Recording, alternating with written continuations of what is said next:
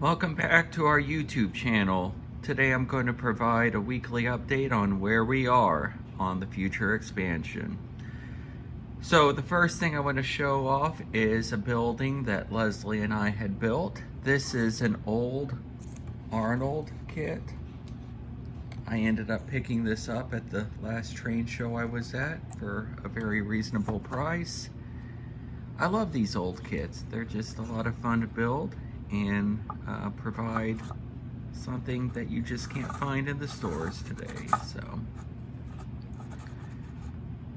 that's the first building that we completed this week. The second building that we completed this week was the AHM Cape Cod House and Garage. This too was a old kit. I love the details. Fireplace in the back.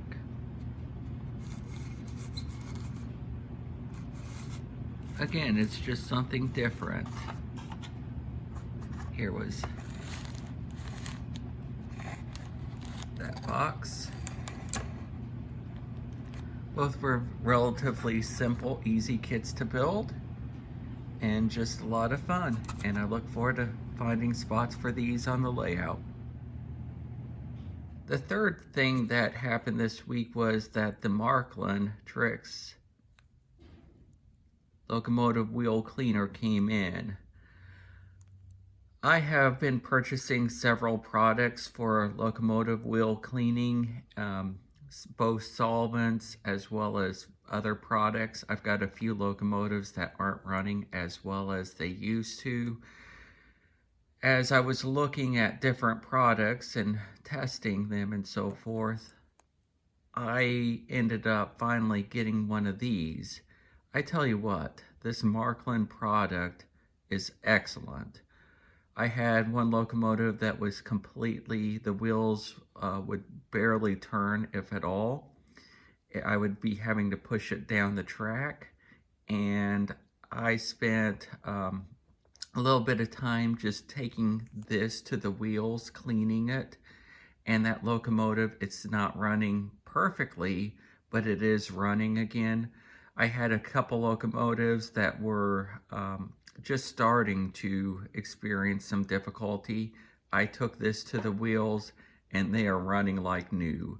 This is an excellent product. I'm very happy with the way the results are. So if you notice on the bottom, you can put this to the track, turn the power on, and then put the locomotive wheels on it. Unfortunately, it's not long enough to do the front and the back of most locomotives, but just spend some time letting the locomotive pushing down on the wheels, making a very nice firm contact on those bristles, and you can have your locomotives running again like new. I typically do not review products, but this was an excellent value for the money, and I was very pleased and wanted to share that with others who may be having problems with some of their locomotives. I made a very big purchase this week on eBay. I was looking for a large industry outside of the Alton area, and as I was looking at different building kits to put in this area, I was debating. I was thinking about the DPM Gold Series Woods Furniture Company.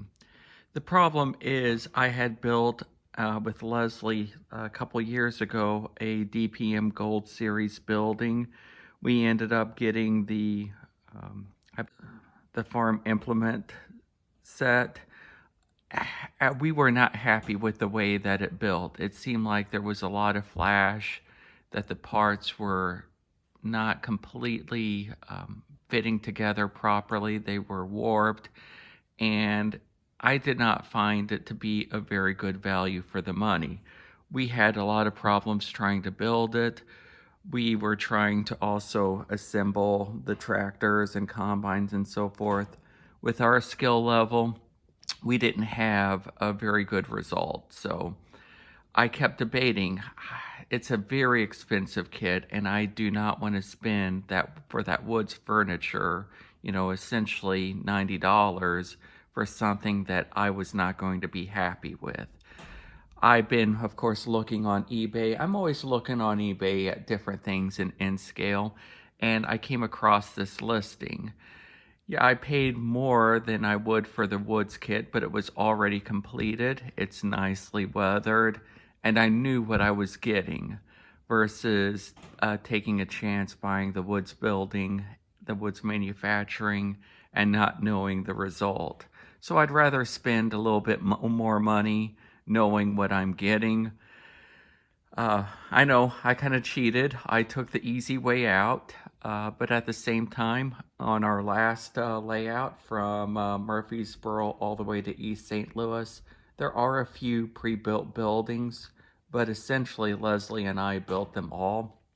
This time, one of the things I'm looking for is on eBay is if I can find building kits or buildings already built cheaper than the kits, I'm definitely going to get those. In fact, I recently won a couple auctions for a series of buildings that there's no way I could even buy the kits for, and the buildings are already assembled.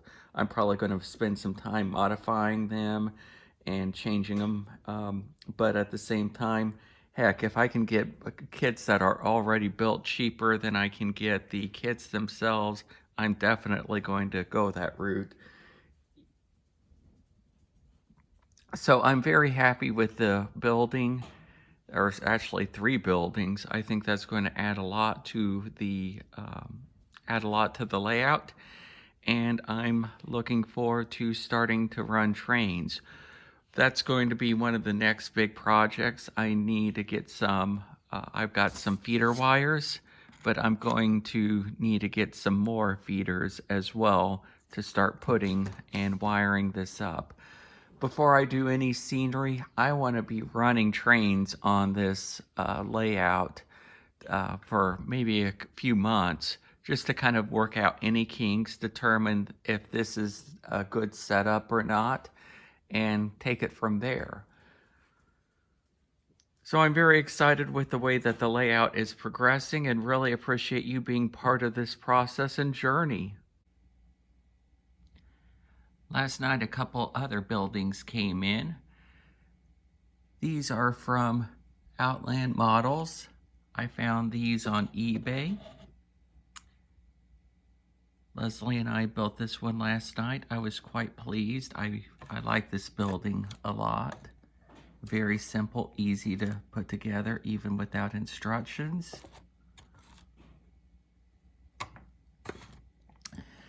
This building, this hotel, I was not pleased with. Things did not line up properly. In fact, these 2 brick structures are to go side by side. They didn't fit, so this kit I was not pleased with. Probably what I'm going to do with this kit is I'm going to weather the heck out of it and put it in the background and use it more as a background structure. I also got 2 of their little tanks that I'm going to be using as Wood River Refinery. I need to paint these, and I think I'm going to use the just spray paint. I think that'll be a good color.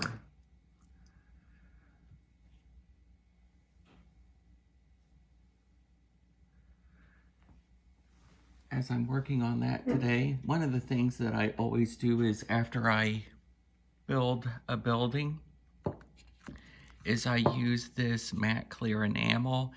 It kills a lot of the plastic shine. So I'm going to be using that on these structures as well. So this week, I realized that I made a mistake. I recently ordered online, as I'm getting ready to do some basic wiring on the upper level, the expansion. I ended up purchasing some of these Cado terminal joint. One of the things I didn't realize is these are distinct from the Cado terminal unit joiners. These I've used in the past. These are essentially the Cado method of joining Cado Unitrack together. This is much more for flex track. So I had ordered a lot of these, not realizing that these are not the same as these. So this week, one of the things I've also done is order some more terminal unit joiners.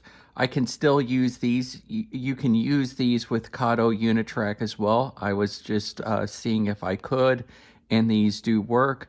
I am going to put in a little flex track in a couple areas on the layout on the expansion, so I still can use these, and I'm planning on using these, but I also really like these and want to use these. So I had ordered some of these. I'm hoping in the next couple weeks to start having some basic wiring completed, so that way I can start running trains on the expansion.